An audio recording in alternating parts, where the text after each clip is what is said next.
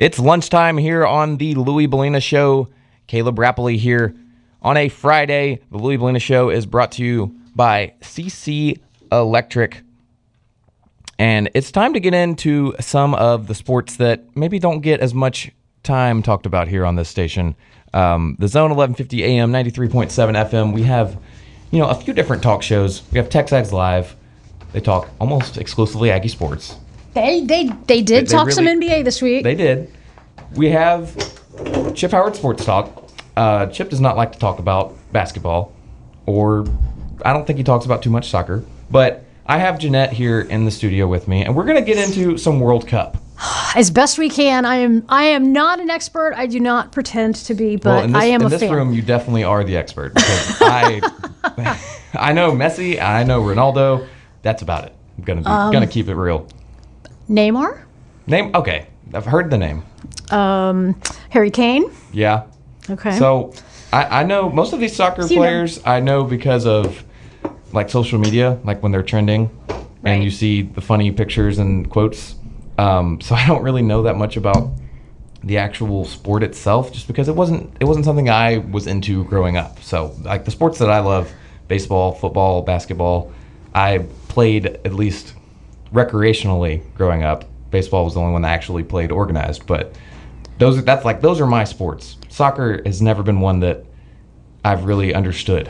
And I think the problem with that is that when you're growing up, I can become a famous baseball player. Mm-hmm. I can become a famous football player. There was really no where to go. It's like if you were good at soccer, you had to go across the pond. You didn't get to play in the United States. So I think that's probably why, and hopefully now that we at least have, some decent MLS teams and are able to bring big names to the MLS, like... Is it Pulisic? Is that the kid's name? Christian Pulisic, yes. So he was, that's the one American player that I can name off the top of my head. And, he went overseas at, 15, 16? Yeah, it's ridiculous. Yeah, so, I don't even know who he plays for right now. I apologize. Yeah, well, so, the only big name in the MLS is Messi, obviously. I don't know. You're going to hit a hot button with me. Oh, boy. My favorite player, and the reason that I always rooted for the German national team, is Thomas Muller. Okay. And I don't know why he's not playing for the German team. That's kind of my little beef. But I freaked out last year because he made the transition from Bayern Munich, which is... German Bundesliga, it's their little whatever. All right. So when he made the transition to come over to the MLS, we weren't sure where he was going to go. And it's like they were first talking that he was going to go to LAFC, which I was like, oh my God, they're going to play Austin. I get to go fangirl. That was my number one thing is, do I get to be a fangirl? Right. But then he went to Vancouver now, and that's pretty far. He's doing, I know, right? He's doing amazing. And it's like, he's an old guy, but he is still so full of talent. Like I said, German national team, you're stupid. That's always kind of been an interesting thing for me about soccer is the age of the players, because I know, being I think Messi and Ronaldo are both mid to late 30s. That's a great question. I think they're both mid to late 30s. So in baseball, if you are a really great hitter, really great pitcher, you can play until your early 40s because, as you age, if you're a position player, you're probably mostly going to play DH, first base, but you can still swing a bat. You can still throw a ball. It's really hard to go out there and run around for 90 minutes. I know. It's constant, nonstop running back and forth. And it's like people think soccer's boring because, you have I'll say 0-0. The technical term is nil. Mm-hmm. When you have a 0-0 score at halftime or whatever, people are like, see, that's boring. But if you really pay attention to how much athleticism these guys have to have, then it's impressive. By the way, Messi's 38 years old. 38, wow. Yeah. I think Ronaldo's a little younger than him then. Because I think he's 34. That would be my guess. As a non-soccer ball mover. Look, I'll let you say it. He's 41? Apparently. Okay, he looks like 33, but, that's just because Ronaldo. He's hot, I can say that. Okay. That's, you're allowed to say that, I guess. That's the flip side of the coin. Damn, see, Mueller is only 36. See?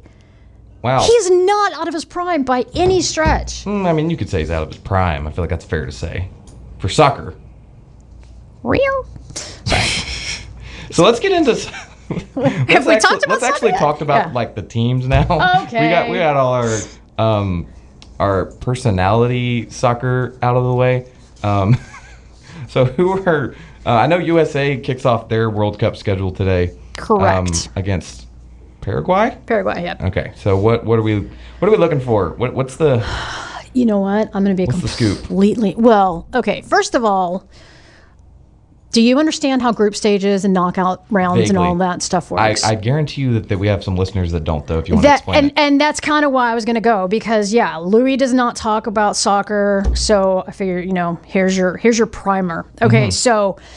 It's the biggest sporting event in the world. Yeah, okay, yeah, first of all... Which is something that people forget about. There are going to be matches every single day from today through July 7th. And then there's only a day break. So essentially there may be one day here and there, but the finals are happening on July 19th. So essentially pretty much every day between now and July 19th, there's going to be some football on. Yeah. I think this is really the only sport that can do that too. Because with the way, just looking at baseball, like if they did the World Baseball Classic like the World Cup is structured, I think the fans would be way more into it, but it would, it would be hard to have a full MLB season if they did that. Right. With soccer, it's just, the structure's just so much different. So basically what happens is it starts off and it's what's called the group stage. Each group is composed of 4 teams. All those teams will play each other. The top 2 teams out of each group will advance to then the knockout stages. And it's like one and done. So, and like the second place team in a group will end up playing the first place team in another group. So we don't know who's going to play what right. until we get much later into this. But okay, so yeah. So Mexico kicked off last night. I didn't get to watch the end of the game because I was at the grocery store because I'm a mom and I have responsibilities. In case y'all didn't know, our whole life isn't sports, just like, 51%. Something like that. Yeah, so then I get home, my husband's like, did you hear about how the end of the game went? And I was like, no. He's like, 3 red cards. I did hear about this, which is, I saw somebody say there were only 4 red cards in the entire tournament last time. Oh, wow. Now, I didn't know that. But yeah, so as I understand it, when you get a red, you have to sit out the next match. Yeah. So it's like a targeting ejection in football. Yeah. So the thing is, okay, yeah, Similar, South Africa, okay, yes, they got 2. They're not picked to advance out of the group anyway. But the fact that Mexico's red came in stoppage time, it's like, that's just so bonehead. Just kill the clock, just play footsie, Yeah. But I didn't see in the context of how it happened, but that's a real big bummer for them. So today, 2 games. Canada is actually going to kick off. Okay. One of our co-host countries. They are playing Bosnia-Herzegovina. That's happening at 2 today, I think. And then our game is at 8 o'clock tonight. We play Paraguay. So I'm interested to see how we're actually going to look when we take the pitch. I saw somebody say, I was reading an article earlier. So obviously America, really, really good at basketball. I think we won the gold medal last year. Is that right? Yeah. I think that's right. Anyway, we'll go with always that. Always, like top 3 team in the Olympics in men's basketball. I saw somebody say that we're closer, like our soccer team is closer to those teams that we just absolutely smoke in the Olympics. Uh-huh. Like it's closer to that level than the contenders, Yeah. which is just really sad because America's a contender in almost every other sport that exists, and then the men's soccer team just isn't ever. And again, I think it goes back to, the fact that we don't have much of a farm system here in the States. Right. And a lot of people, it's a big deal and it's an honor to play for your country. I don't know. Yeah. I don't know that we have that mindset here because we've historically been so bad. Now, when you say for play, soccer specifically, when yes. you say, play for your country in the Olympics, yeah, you get a gold medal. And sure, you'll get gold and silvers and all that at the end of World Cup. But I just don't know that. I don't know that we have the pride, Well, so especially in the American South, if you are a high schooler who is really athletic, fast, change direction really well, you're probably going to play football. Are you talking about south of the border? No, or are you no, talking no. about I'm here talking in the south? the American South. So like, Okay. Which, I mean, Texas, a lot of people don't consider South. I'm not going to get into that. That's a whole other conversation. That's peak summer conversations right there, though. That's something that we're going to have to talk about at some point. But anyway, just basically anywhere south of Missouri, let's say. Okay. If you are a great athlete, you're probably going to be on your high school's football team or baseball team or basketball team. You go down a pretty long list of sports before you get to soccer. Yeah. Even if you love soccer, there's going to be so many people trying to convince you to play for your high school's football team or basketball team or baseball team. And then we run out of sports. Yeah. Or we just run out of kids.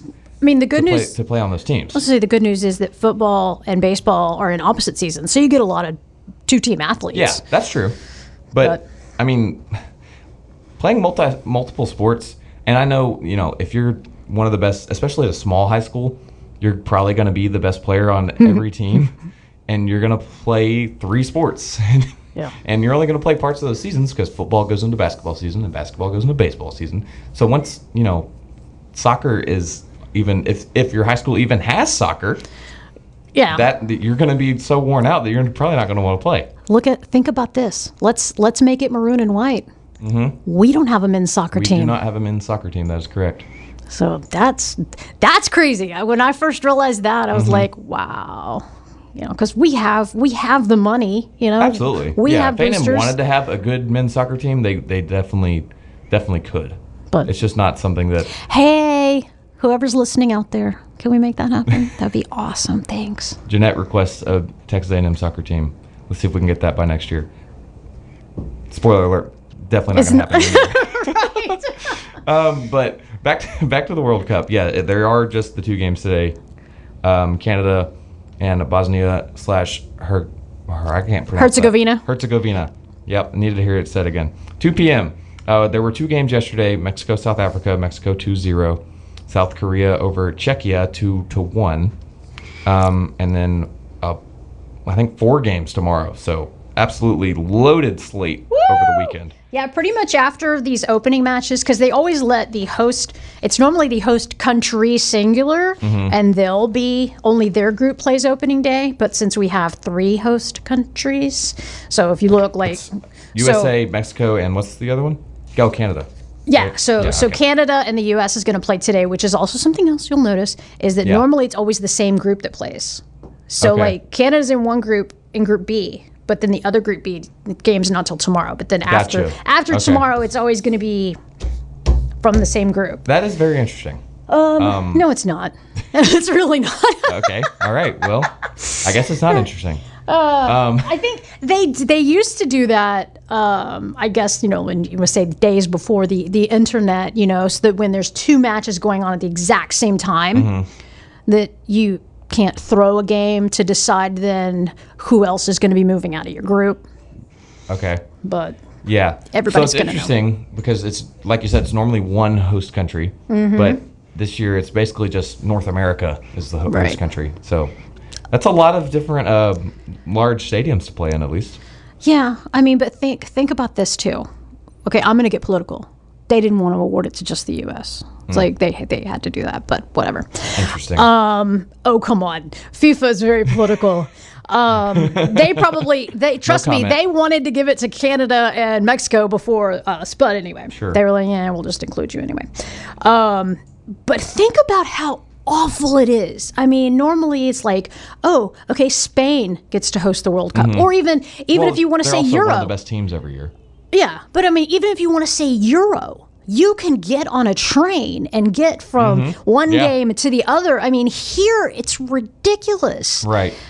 Go ahead. There is a German man on Twitter that has been documenting his travels in the U.S. So I think he flew to Florida. Okay. And then he's driving to Houston. Okay. And he's just been like documenting his journey, and it's been really interesting to see him like go to Buc-ee's and that sort of thing, just because I don't think Europeans have gas stations like Buc-ee's.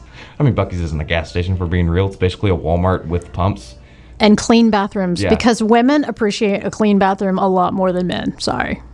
We have to. Yeah, it's just really interesting to see that from his perspective. And he's been trending all over everything. Like, he posted a video, I think yesterday, of him in his car listening to a country music station. I think he was in, like, Alabama. Okay. Trying to drive to Houston.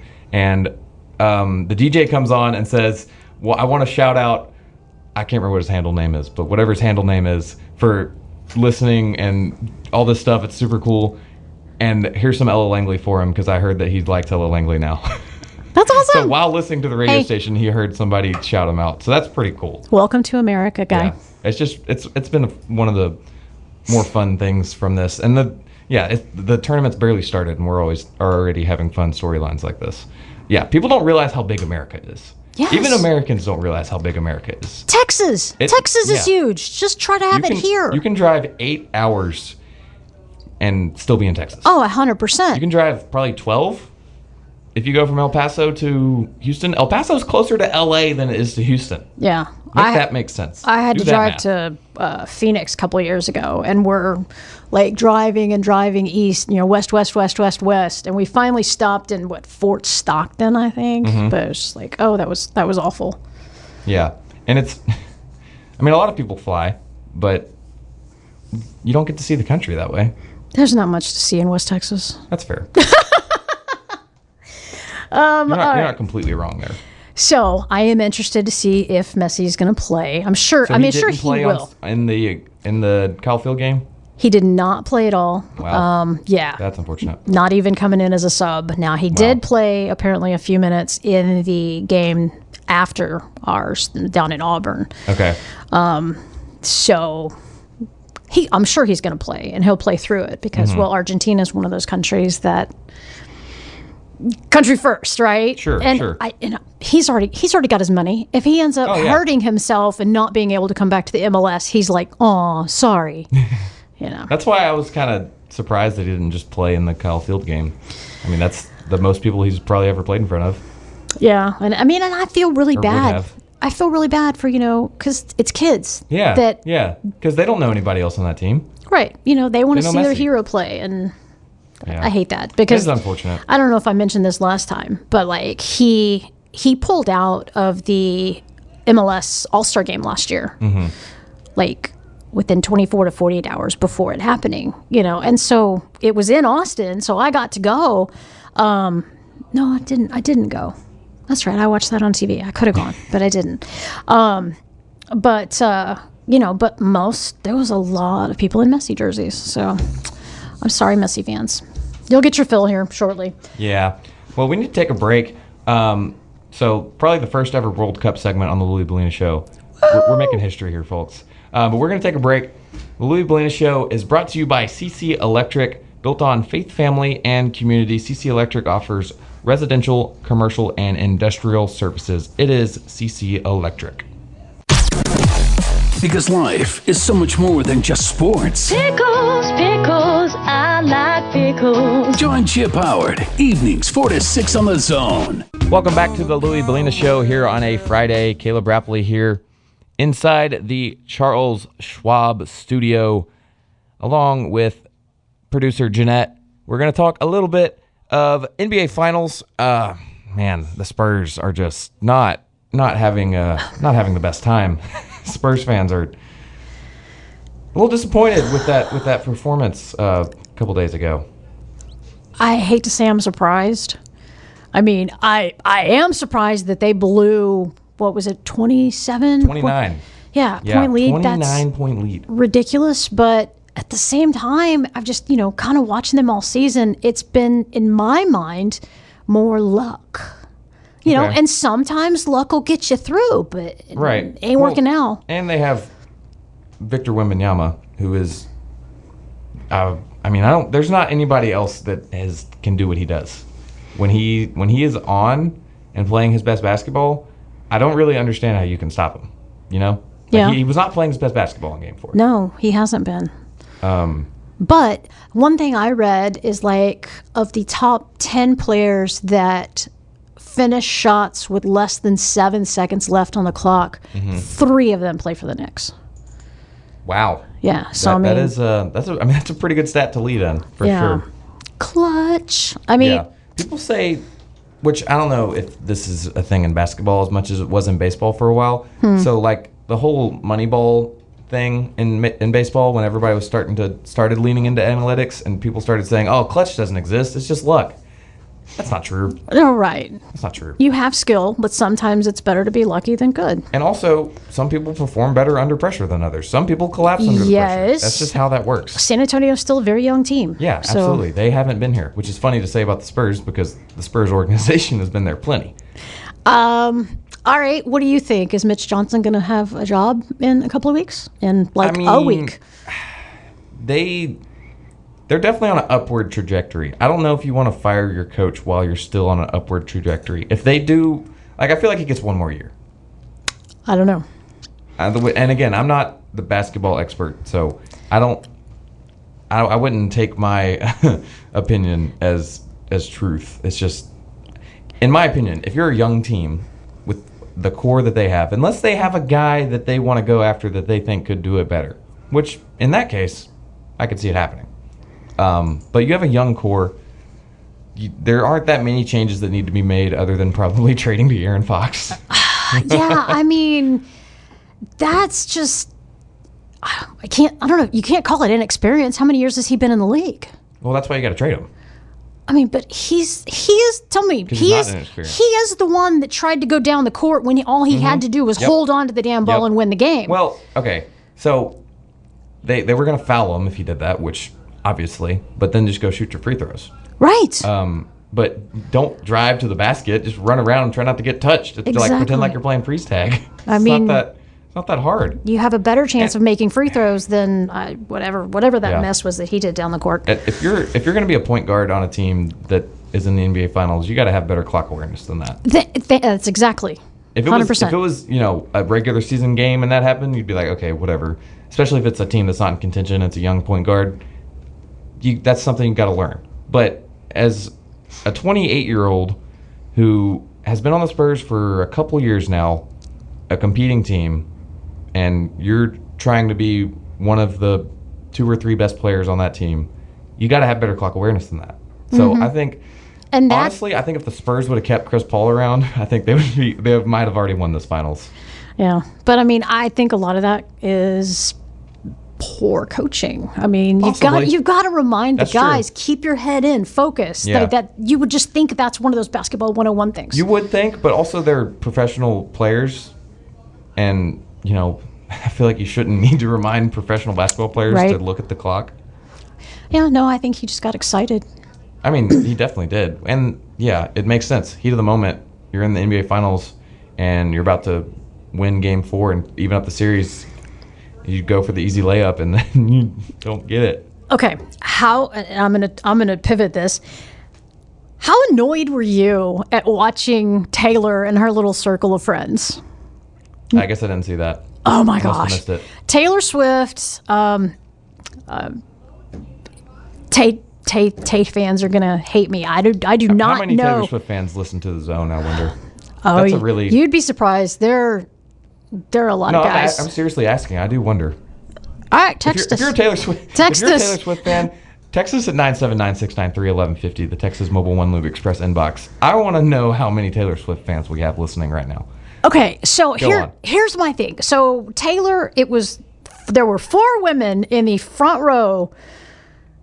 Taylor, 2 of her friends, and Mariska Hargitay, who is Captain Benson on SVU.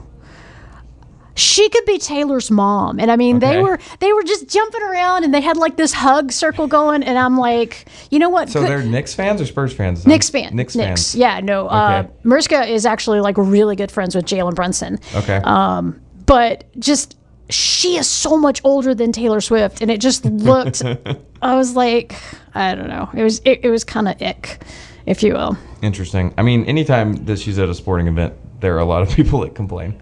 At least the Kansas City Chiefs one is because she's, engaged to Travis Kelce. But I'm curious. Yeah. There's always drama like that at these high-profile games. Who was at Nick's game with Taylor? Because we also had the Timothy Chalamet, and which he's been at every game. I think he is like an actual fan. Oh yeah. So I really like it when guys like when there's actual like celebrities that are actual fans of a team. They're not just there just to be there and like be on TV. Right. Because I think he actually is an actual fan. Well, him, Larry David, Yeah. Ben Stiller, all them, you know. Yeah, that's always fun to me when you see big names like that Yeah, and on the sidelines that actually care. yeah, like Jack Nicholson and. Oh, you know what?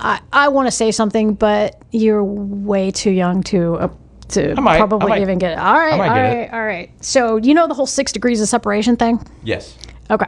vaguely. So the Rockets were playing the Lakers in the playoffs. Diane Cannon was there. She's a huge Lakers fan. Do you have any idea who she is? Don't think so. She's really old now. All right. She's an actress. She was married to Cary Grant. I do know that name. Okay. I don't know if I can tell you exactly why I know that name, but I know So that name. I was like kind of fangirling about that. I was like, oh my God, I'm 1 degree of separation from Cary Grant. Because I'm old and I care about that. But Yeah, that's really funny. Yeah, so Game 5, as we try to stay on the tracks here, which, I mean, as soon as I started the show saying Caleb Rapley here guest hosting, you knew that's when it went off the tracks. But Game 5 will be tomorrow night, 7:30. Do you think the Spurs can... I know that they have this game at home, and then... yeah. Well, they haven't won at home yet, did they? That's true. I don't think they have. I think, yeah, the first 2 games they lost. So they have this one at home, and then if they win, they go to Madison Square Garden. So let's just assume they win Game 5. Can they? Do they even have a chance of winning Game 6 in MSG? No, I don't think so. And the city of New York does not want that to happen either. Right. Because there's going to be a World Cup game in the city, and they don't want all those people there. Which makes sense. I completely understand. As on a much smaller scale, I have somewhat experienced that. That the day that we had the Savannah Bananas game, we also had baseball. I think we had softball too, and we had track and tennis. All of them. I didn't realize we had tennis too, but Or at maybe least it wasn't tennis is might have been just been track. even if it was But tennis, still, they're on the other side. That's like 4 sporting events going on one Saturday. That's worse than Kyle Field game day traffic. No. It could have been. It wasn't, luckily, but it could have been. It might have been. I was nowhere near campus that day. No, well, I live a mile from campus, so Oh, gosh. I was very much in the thick of it. So yeah, schedulers, what are we doing? That's gonna do it for our soccer and basketball segments. Thanks for joining me, Jeanette. Appreciate it. Thanks for having me. Appreciate you dropping some ball knowledge on us. The Louis Bellina Show, brought to you by CC Electric, built on faith, family, and community. Free estimates, residential, commercial, and industrial services. It is CC Electric. Welcome back to the Louis Bellina Show here on the Zone, 1150 AM, 93.7 FM. If you want to weigh in with your thoughts, you can call or text 979-693-1150. Call 979-693-1150. It's the D4 Land Services hotline. For all of your land clearing and excavation needs, visit d4landservices.com. It's time for part 2 of our Listen In. Greg McElroy on his college football podcast as he breaks down the top 10 linebacker units in the nation. Here is part 2 of that Listen In. At number 5, it's the Texas A&M Aggies. Mike Elko, he builds defenses in a way that are all about attacking. Like, he identifies what's needed, goes and gets it, and kind of trusts the development and the style with which he calls the plays. But they needed linebacker help. Torian York was outstanding the last couple of years. I mean, he was the most productive linebacker at A&M. They also lost Scooby Williams, but he was a little banged up at times last year. However, those 2 guys departing leaves a pretty significant void there at the second level. But what Elko did was he went out and he found Ray Coney, who played for Tulsa last year and was really, really productive. Now, he was the green dot for the Golden Hurricane. He produced at an elite level, both against the run and in pass coverage. You can watch him in some of the games last season. And for example, the Kansas State game, he did a lot of really nice things. Like, he doesn't guess. Is a guy that triggers downhill quickly. He kind of has an anticipatory way of understanding what's coming. He clearly fires off and finds the ball. He gets there a lot. I'm not saying every time, but he gets there an awful lot. And when the portal opened, Elko closed that recruitment really, really quickly. So you got Coney plus returning starter Damian Samford, who alongside York last year played really high quality football. This gives them a really solid starting baseline. You also have Noah McHale, who as a true freshman last year started kind of forcing his way into the rotation from time to time, a bit of a developmental piece that the room could maybe build around as the season progresses. And I think when you look at the question that everyone's asking about Coney is kind of a fair one. Look, he was at a smaller school last year. Now he's making the jump to the SEC. And I think Elko, he probably acknowledges the skill set, probably acknowledges the track record. And this is a program that went out, replaced a really quality college linebacker in York with a legitimate portal acquisition, and the systems just can continue to run. And the linebacker room was one of the more productive units in the entire FBS last year. And the production projection this upcoming season, albeit a lot of losses, it still projects out to be one of the top 5 groups. And I think that's why we have them in at number 5. At number 4, it's the Indiana Hoosiers. They won the national championship in 2025. They were 16-0, and the defense that powered that title run, it kind of started, and I don't want to say ended because there were a lot of pieces that contributed, but Aiden Fisher was enormous for the Hoosiers last year. I mean, he was the team leader, the most productive linebacker last season. Well, he's gone. And when you look at Indiana's response, if you look at how they played last year, there were a handful of games in which they featured 3 linebackers on every single defensive snap. They got the next man up type of mentality because Elijah Hardy is still there. He was terrific from a tackling standpoint last year. He also provided decent pass rush as well from the linebacker spot. He had 8 sacks, so he can get after the quarterback. He had a bunch of tackles for loss. He can get after players behind the line of scrimmage. And when you look at him kind of taking over the role in Fisher's absence, it will be tough to replace Fisher. No one's denying that, but I think they're going to be really good because they also bring back Isaiah Jones, who was terrific. He'll be back there as well. He had 78 tackles. He's blocked kicks. He's forced fumbles. He's recovered fumbles, a pick. The guy is terrific. And when you listen to Coach Kurt Signetti at the beginning of the spring, he's saying, look, having Hardy and Jones back, they played really high-level winning football. And look, Kurt Signetti is not going to give out flowers. I mean, he's not going to give out flowers unless these guys earn it. So he's watched these guys and Jones and Hardy on tape for an entire national championship season. He knows exactly what they have. So that's a great 1-2 punch to center their defense around. And if you look at the majority of the retained production, these 2 guys, they can account for an awful lot. Now, they also have a little bit of depth behind them because they have a freshman class that apparently is a little bit further along than people have said. You also have Caden Turner. So there's a lot of people that, while, yes, losing a top-tier linebacker like Fisher would cripple some groups, not the case for Indiana because they played with 3 last year, and I think they can very capably play with 3 again this upcoming season. At number 3, it's the Auburn Tigers. Now, this is kind of a clean story here. When you look at the whole list, this one is pretty easy. And when you look at the defense last year, Auburn retained pretty much every meaningful piece of their linebacker room from a year ago. Xavier Atkins is back. He's been unbelievable. 84 tackles, 17 TFLs. He led the SEC in TFLs, had 9 sacks, 7 hurries, had a pick that he took back to the house. If you look at the 17 tackles for loss, that's third most in Auburn's single season history going back 45 years, and the most ever made by an Auburn inside linebacker. So he was a first team All SEC. He was first team for pretty much everyone, right? And at the end of the season, he essentially said, all right, let's run it back. Well, perfect. The room also had Robert Woodyard, who was outstanding, was a first team All SEC. Well, he departed and decided to go to Missouri in the portal. So that was the one real departure.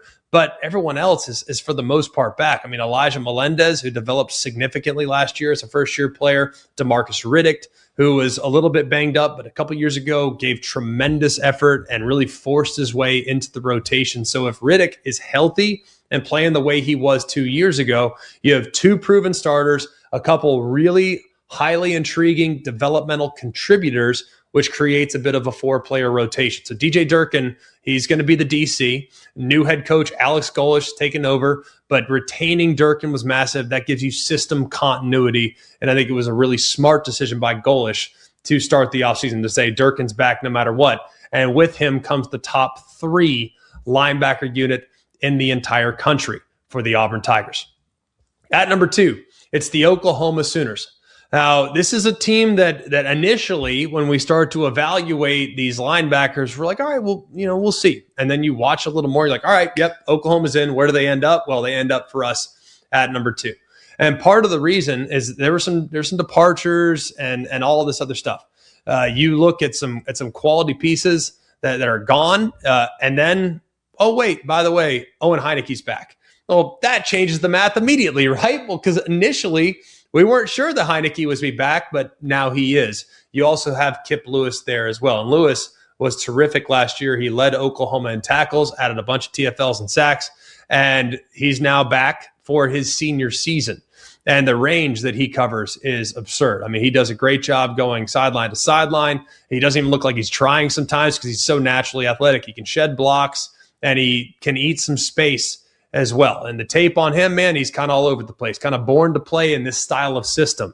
And you look at Heineke, what a coup to get him back as well. He was second on the team last year. The guy's just a natural playmaker, super instinctive, always seems to show up, makes more plays than the numbers would suggest. That's one thing that's fascinating, because there was a moment there, his eligibility situation was pretty complicated, required a court hearing, went to the NCAA, made his case, won, and now gets one more year to play linebacker for Brent Venables in the SEC. So Lewis and Heineke, that gives Oklahoma arguably the highest retaining production base of any unit in college football outside of Notre Dame. You also bring in Michigan transfer Cole Sullivan, who adds some depth, and we'll see significant snaps in this defense. And the coaching staff is already projecting some looks with packages that include both Lewis, Heineke, and Sullivan all on the field all together. You get James Nesta, who got a lot of praise from the staff after spring, after a really productive camp as well. So I think when you look at everything, this is a really, really solid group. Now, part of this is projection based on the way Brent Venables runs his system. I mean, he's going to create opportunities. It's going to be an attacking group, but I think this is also an elite linebacker group and has been for the last several years. So the machine does not stop running. You just got new faces, new pieces, but probably even improved production with guys continuing to get more comfortable. That's why the Sooners are in at number 2. And at number 1, it's the Notre Dame Fighting Irish. Look, Marcus Freeman has made linebacker a program identity. It's not just a position group. It's not a recruiting priority. It is a program identity, meaning this is what Notre Dame does every year, regardless of who left. From now until the end of time, Notre Dame, as long as Marcus Freeman's there, linebacker is going to be really solid. And right now, entering 26, Notre Dame has arguably the deepest, most talented, maybe even the most dangerous linebacker room in all of college football. And the depth chart is worth reading aloud. You got Drake Bowen, who's team captain, Mike linebacker for the 3rd consecutive season, was terrific last year, highly productive, and by the way, was banged up throughout most of the year. The whole second half of the season, he was banged up, and you could never even hardly tell. He had a little cleanup in January, returned to pads in April, and is expected to be fully healthy by the time fall camp rolls around. And that's what the captain does, man. Him being out there is a tone-setting piece. You also have Jaden Osbury, who started the last 10 games at will linebacker and was highly effective as well. Had a bunch of pressures, a lot of pressures down the stretch, meaning he's kind of just now beginning to unleash what could be capable there as a pass rusher in obvious passing situations. You got fifth-year senior Jalen Sneed, who's outstanding in his own right. And then you have Madden Faramo, who had a lot of really good moments as a limited production player as a freshman. They returned their top 8 linebackers from last season, all 8 of them. And I have not even gotten to Kingston Viliamu Asa, who is KVA. And when KVA's been on the field, he's been the best linebacker on the roster. If you look at last year, got hurt down the stretch. But if you watch him earlier in the season, you watch him at moments last year, I mean, he was diagnosing, he was violent, and he set the tone there. And the way he closes on the ball carrier, man, I mean, he's big time. I mean, violence at the point of attack, and that is kind of a different category when you watch that guy attack the ball. So when you watch KVA and he's healthy, you understand the ceiling, and he could be one of the more complete individual players at the second level in all of college football. The tape agrees, and while he's working his way back, if he can return to full health, then the conversation ends. If he doesn't, then Notre Dame still has more proven production returning at the position than anyone else in the sport. No other unit can say both those things at once, and that's exactly what Marcus Freeman has built, and that's exactly why Notre Dame is the top linebacker unit in college football. All right, that was Greg McElroy on his Always College Football podcast. Top 10 linebacker groups for the upcoming 2026 season. Texas A&M at number 5 on that list. Be interesting to see if they can live up to that. Here on the Louis Blina Show, we're inside the Charles Schwab studio. In uncertain times, Charles Schwab remains invested in their clients by offering personalized guidance and clarity. Contact Mark in College Station to get answers to your questions or learn more at schwab.com/College Station. You're listening to Aggieland's home for Aggie baseball, the Astros and the Bombers. The Zone. 1150 AM and 93.7 FM. We've got about 4 minutes left here on the Louis Blina Show. Caleb Rapley here, guest hosting on a Friday, the second Friday in June, and I have 2 more to go this month, part of the summer edition of the Louis Blina Show. The Louis Blina Show is brought to you by CC Electric. We did have one listener drop a text into the Texas Mobile One Lube Express inbox to say Swifty Power, so we have at least one that was listening to answer our question from earlier. For the final segment, I'm going to do a quick run-through of the 8 teams that made it to the College World Series in Omaha this year. The first game will be today at 1 o'clock, which is the same time that Studio 12 starts here on the Zone, 1150 AM and 93.7 FM. 1 o'clock, Troy and West Virginia, which is one of the more fun matchups. West Virginia was the 16 seed, so the lowest-ranked host, and they did make it to Omaha. Troy was a 3 seed in their regional. One of the more fun stories from this year's tournament.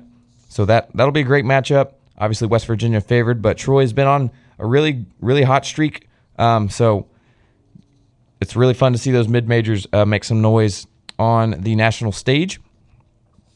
The nightcap for today will be at 6 p.m. as North Carolina takes on Ole Miss in a game that has 8 of MLB Pipeline's top 200 draft prospects, so some real talent in that one. North Carolina is my favorite to make it out of that side of the bracket. And then on the right side of the bracket, the other 2 games, Oklahoma, Alabama, that'll be Saturday at 2 p.m. And Texas and Georgia will be the final game of the opening round at 7 p.m. tomorrow. And that's probably the biggest matchup of the opening round. Whichever one of those 2 teams gets started in the winner's bracket, I think will have a really, really good path to the final. Bracket play will be today, June 12th, through next Thursday, if needed. And then the final best out of 2 out of 3 championship will be Saturday, Sunday, and Monday of next week, if needed. So looking forward to a lot of action here in Omaha this week. My personal favorite to win has got to be the Georgia Bulldogs. They've been hot all year with the bats. I think they lead the country in home runs. That game against Texas also has 8 of the top 200 draft prospects playing. So that'll be really fun to watch. For Texas, it's Aiden Robbins, Ruger Riojas, Carson Tinney, some of the top guys there. Georgia with Daniel Jackson, the first catcher in SEC history to have a 25-25 season. Great power bat there. Be really interesting to see what they do. But I've got Georgia going all the way and getting the dub. 5 SEC teams in Omaha this year, and the whole right side of the bracket is SEC teams with Texas, Georgia, Oklahoma, and Alabama. So whoever gets out of that right side of the bracket will give the SEC a great shot at another national baseball title. And then Ole Miss, the only SEC team in the left side of the bracket alongside North Carolina from the ACC, West Virginia from the Big 12, and Troy from the Sun Belt Conference. So a lot of fun coming up this week and the next in college baseball. Last hurrah for the 2026 season. Looking forward to it. That's going to do it for us here on the Louis Bellina Show. Thanks for dropping by and spending some time with us. I've been Caleb Rappley here in the Charles Schwab studio. We've got Studio 12 coming up in about 3 minutes, so stay tuned for that. This is the Louis Bellina Show on The Zone. It's TexAgs Live, brought to you by David Gardner's Jewelers. To get my golf fix, I'm watching YouTube Golf. Bob does sports, by the way. There's a guy on there named, for any of y'all that's the actual name. I thought he was just coming up with something. No, there's actually a channel called Bob Does Sports, and they're hilarious. They're some of the funniest guys ever to watch them sit and play golf. There's a guy that one of the guys on there, his nickname is Joey Cold Cuts. Watch him and tell me if he's not a fat version of Chris Akopian. My buddy Randall goes, look at him, and I'm like, oh my gosh. Like, if you really look at the two of them, if you could put them side by side, and then you could see, like, there's videos where the fat Joey Cold Cuts runs, because he hit a hole in one, he runs, and then you watch Hakopian run down first base, you're like, oh my God, they're the same dude. I mean, Hakopian's a better shape and obviously more athletic version of him. But First round MLB draft. Their eyes, their hair, he's basically they're mirror images of each other. Just one's 50 pounds heavier than the other one. TexAgs Live, weekdays from 8 to 11 on The Zone.